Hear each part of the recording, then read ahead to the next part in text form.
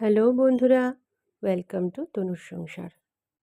বিগত এই এক সপ্তাহ যা ঝড়টাই গেল আমাদের সঙ্গে, কি বলবো। দেখবে নিজেদের শরীর খারাপ হয়, একরকম সমস্যা, কিন্তু বাড়ির বাচ্চা কাচ্চার যদি এরকম কিছু একটা হয়ে বসে থাকে, তাদের কোনো জিনিসই যেন না করে খেতে ইচ্ছা করে, না যেতে ইচ্ছা করে, কোনো কিছুই যেন ভালো লাগে না। এই এক সপ্তাহ বাবান যেভাবে জ্বরে ভুগলো, সত্যি আমরা প্রত্যেকে ভয় পেয়ে গেছিলাম। তার ওপরে জ্বরের ঠিক 2-3 দিনের মাথা থেকে সারা গায়ে র্যাশ বেরিয়ে গেছিল। ডাক্তার ওই জন্যই ভয় পেয়ে ডেঙ্গু, ম্যালেরিয়া সব ধরনেরই টেস্ট করিয়ে নিয়েছে, কিন্তু ঠাকুরের কৃপায় কোনোটাই আর পজিটিভ না, নেগেটিভ ছিল। পরে জানতে পারলাম এখন যে ভাইরাল ফিভারটা হচ্ছে, তার নাকি এইসবই সিমটমস। কিন্তু প্রবলেম যেটা আরও বেশি হয়েছে, সেটা হয়েছে বাবার একদম না খাওয়া দাওয়ার ফলে ওর বিচ্ছিরিভাবে ওজনও কমে গেছে, আর ওর মুখের দিকে তাকানোও যাচ্ছে না। তার মধ্যে চলছিল বাচ্চাটার পরীক্ষা। কী যে দিন কাটিয়েছি আমরাই জানি। দাঁড়াও, আমার চাটা হয়ে গেছে, এটা একটু ছেঁকে নিই, কারণ এটা গরম গরম তো খেতে পারবো না, ঠান্ডা হতে হতেও একটু সময় লাগবে।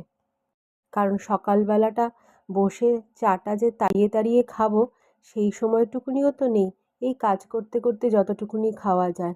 এবার খুব যদি গরম থাকে, তাহলে সেইটুকুনিও খাওয়া যায় না, পড়েই থাকে চায়ের মতন, আমি আমার মতন কাজ করতে থাকি।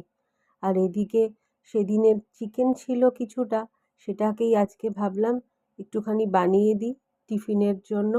কারণ দুজনে চিকেন ভালোবাসলেও বাবানের মুখে এখন একদম কোনো কিছুরই রুচি নেই। দেখি যদি অন্য রকমভাবে বানিয়ে দিয়ে ছেলেটা একটু খায়, কারণ বেশি ঝাল করে কিছুই খেতে পারছে না। যে ছেলে চিকেন এত ভালোবাসে, চিকেন কষা করেছি, সেটাও খেয়ে উঠতে পারছে না। আসলে সারা মুখে সেলের ঘা হয়ে রয়েছে। তাই জন্য চিকেনটাকে অন্য রকমভাবে একটু করছি, ঝাল ঠাল ছাড়াই করব, যাতে 2-1 পিস হলেও খেতে পারে। দাঁড়াও, এদিকে কপিগুলো আমার ভাজা হয়ে গেছে, কপির তরকারিটা আগে চাপিয়ে নিই। অন্তত কোনো রকমের একটা তরকারি হওয়া থাকলে সেটা দিয়ে টিফিন নিয়ে যেতে পারবো। তারপর বাকিটা আবার রাতে দেখা যাবে। যদি সুযোগ সুবিধা হয় রান্না করার তাহলে হবে, নয়তো এই দিয়েই চালিয়ে দিতে হবে।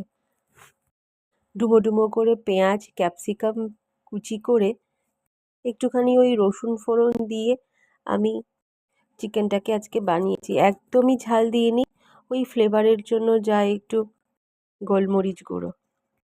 দেখি যদি ছেলেটা একটু খেতে পারে। চারিদিকে এই জ্বরটা কিন্তু বাচ্চাদের খুব হচ্ছে।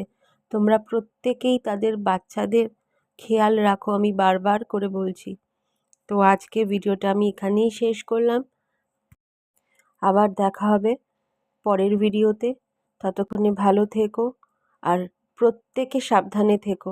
ঠান্ডার হাত থেকে প্রত্যেকে নিজেদেরকে প্রোটেক্ট করো, কারণ ওয়েদার এত ফ্রিকোয়েন্টলি চেঞ্জ হচ্ছে, এতে এই সমস্ত ভাইরাল ফিভারগুলো হওয়াটাই খুব স্বাভাবিক।